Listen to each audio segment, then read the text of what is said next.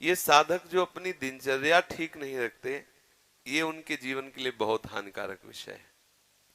हमारे लिए जितना नाम जप आवश्यक है, उतना ही प्राणायाम आवश्यक है, उतना ही व्यायाम आवश्यक है, उतना ही टहलना आवश्यक है, उतना ही सोना आवश्यक है, उतना ही सात्विक आहार आवश्यक है। ये बिल्कुल ध्यान रखें। तेरे दिन देखते हैं ना, ये बीमारी वो बीमारी, ये परेशानी वो परेशानी।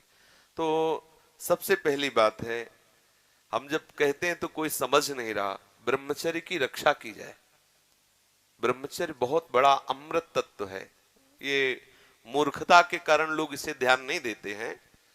एक ने तो कहा कि संसार में अभी यही सुख है, तुम भी उसमें भी कह रहे हो कि ऐसा। हम भाई तुम्हें सुखी करने के लिए कह रहे हैं, दुखी करने के लिए तो नहीं कह रहे ना। हम तुम्हारे दुश्मन नहीं है, तुम्हारे मित्र हैं। तुम्हारा मन तुम्हें गलत रास्ता दे सकता है, लेकिन हम तुम्हें गलत रास्ता नहीं दे रहे। तुम सदगृहस्थ हो तो संयम से चलो। सदगृहस्थी में भी एक से आप सोचो, आप रात दिन पशुता का व्यवहार करके मलिन मन के द्वारा शांति प्राप्त करना चाहते हो, आनंद की अनुभूति करना चाहते हो, कैसे हो सकता है? आप जब बीमार हो, आज नहीं, आज तुम्हारी यौवन अवस्था तुम्हें समझ में नहीं आ रहा, लेकिन ये तुम्हारी आदत तुमको कल कहां पहुंचा देगी तुम्हें पता नहीं। जब पहुंच जाओगे तब कोई रास्ता नहीं। कितने ऐसे बच्चे हैं जो इस बात में दुखी हैं कि मैं क्या करूं, आत्महत्या कर लूं, ऐसे आते। कितने प्रश्न ऐसे आते कि क्या मैं आत्महत्या कर लूं? देखो, पहुंचा दिया यहां, आपके मन ने वहां पहुंचा दिया जो अंतिम दुर्गति का केंद्र है।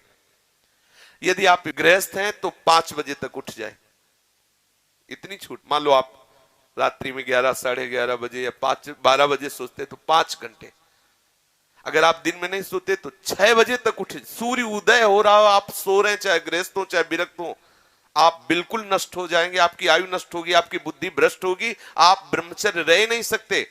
कह देते ब्रह्मचर्य की क्या जरूरत, क्या? आप सच्ची मानिए, आप 2 महीने ब्रह्मचर्य, अगर गृहस्थ है 2 महीने ब्रह्मचर्य रहिए, 2 महीने केवल, और फिर आप देखिए आपको कैसा लगता है। और उस ब्रह्मचर्य से युक्त होकर फिर संतान उत्पन्न क्रिया की, आप देखिए वो संतान कैसी तेजस्वी होगी। आप उसको समझिए।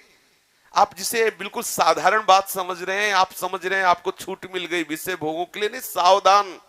कुछ दिनों बाद आप ऐसे ऐसे रोगों से ग्रसित हो जाएंगे कि आप चलने लायक नहीं होंगे। आप खुद देख लीजिएगा, कुछ दिन बाद ऐसी आपकी इंद्रियां हो जाएंगी कि साधारण बातों में आप ब्रह्मचर्य रहित हो जाएंगे, सोच में ब्रह्मचर्य रहित हो जाएंगे, साधारण घर्षण में आप ब्रह्मचर्य रहित हो जाएंगे।